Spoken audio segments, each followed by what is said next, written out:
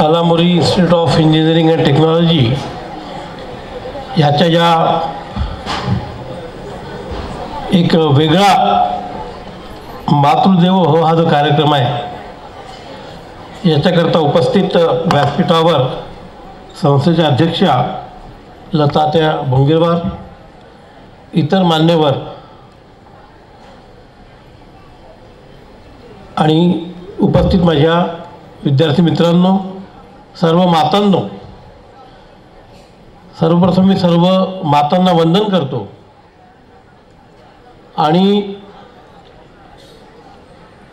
अलमुरी इन्स्टिट्यूटचं खूप खूप धन्यवाद देतो, अभिनंदन करतो की हा अतिशय एक आगळा वेगळा कार्यक्रम आज या ठिकाणी यांनी आयोजित केला आहे.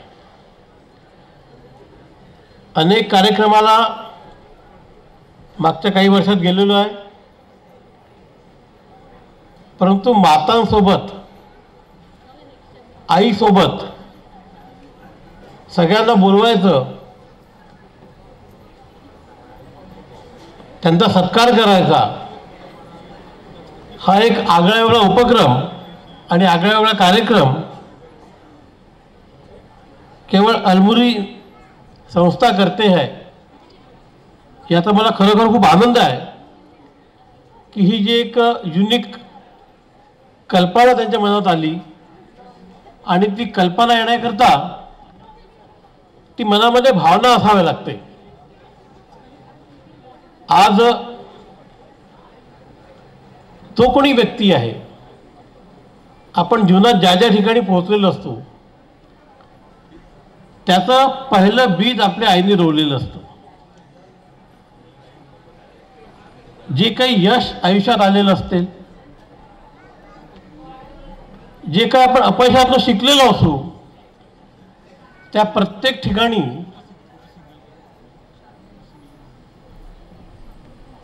आईचं महत्त्व, आईचा रोल हा इतका मोठा असतो हे आपल्या सगळ्यांना जाणतो, आपण सगळे त्याला ॲक्नॉलेज करतो, परंतु पब्लिकली सार्वजनिकरित्या असा कार्यक्रम करून त्याची जाणीव करून द्यायची, सगळ्या जगाला सांगायचं आणि त्याचसोबत आपण हे लक्षात देखील ठेवायचं की आजपर्यंत जे काही आहे ते माझ्या आईमुळे मी इथं आलेलो आहे आणि याच्या पुढे जर मला काही यशस्वी व्हायचं असेल तर आईचाच आशीर्वाद आणि तिने दिलेली शिकवण ही माझ्या पाठीशी राहणार आहे. म्हणून आपल्याला मी एकदा पुन्हा खूप खूप धन्यवाद देतो.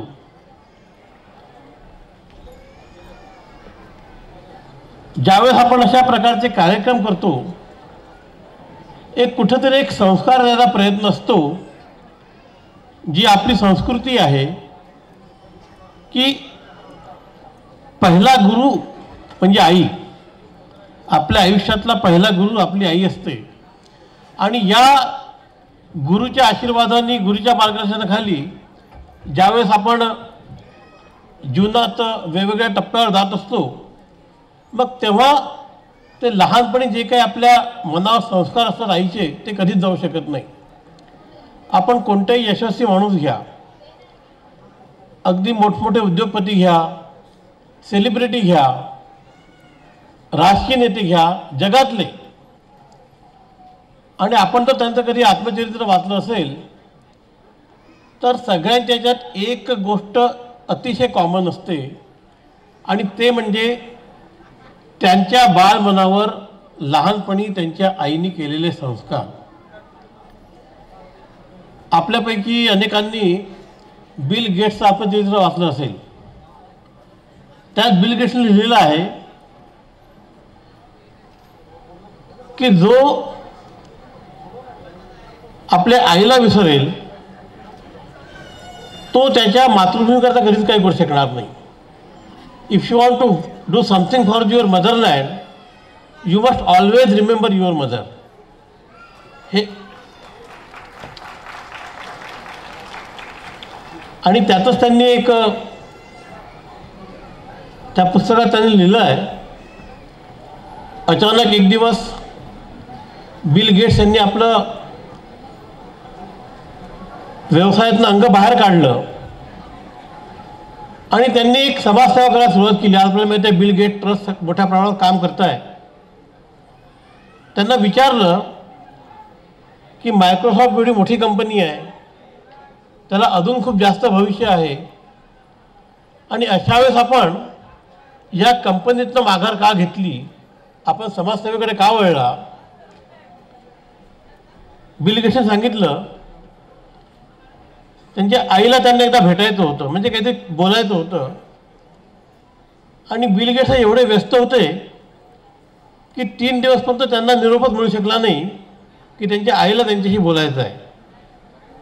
आणि त्या दिवशी त्यांनी विचार केला की जर मला आईलाच भेटता येत नसेल तर एवढं व्यस्त राहून काय करायचं. आणि त्या एक जो स्पार्क होता किंवा त्यावेळेचा जो एक क्षण होता, त्या क्षणाला लक्षात ठेवून बिल गेट्सने त्यांचं पुढचं सगळं आयुष्य कशा पद्धतीने बदललं आपण जाणतोय आता. तर मला वाटतं अशा खूप लोकांच्या अशा असंख्य स्टोरीज आपल्याला सांगता येतील. परंतु आता माझ्या आईने जे तिच्या भाषणात सांगितलं आहे, हे काही काही मुद्दे खरोखर सगळ्यांना विचार करण्यासारखे आहेत.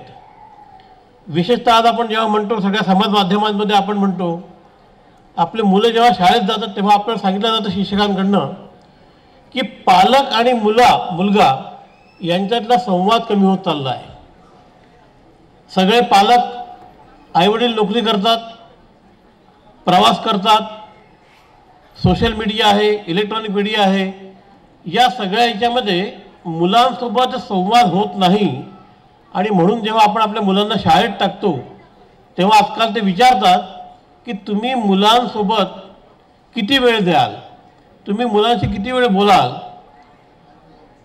तर या बाबतीत थोडीशी जागरूकता आलेली आहे की पालक आणि मुलांचा संवाद, परंतु मुलगा आणि आई किंवा मुलगी आणि आई यांचा जो संवाद आहे याबाबत जसं आत्ता आईने सांगितलं की ही देखील एक खूप समाजाला विचार करण्यासारखी गोष्ट आहे की आजच्या काळामध्ये आईसोबतचा वडिलांसोबतचा संवाद देखील कमी होत चाललेला आहे.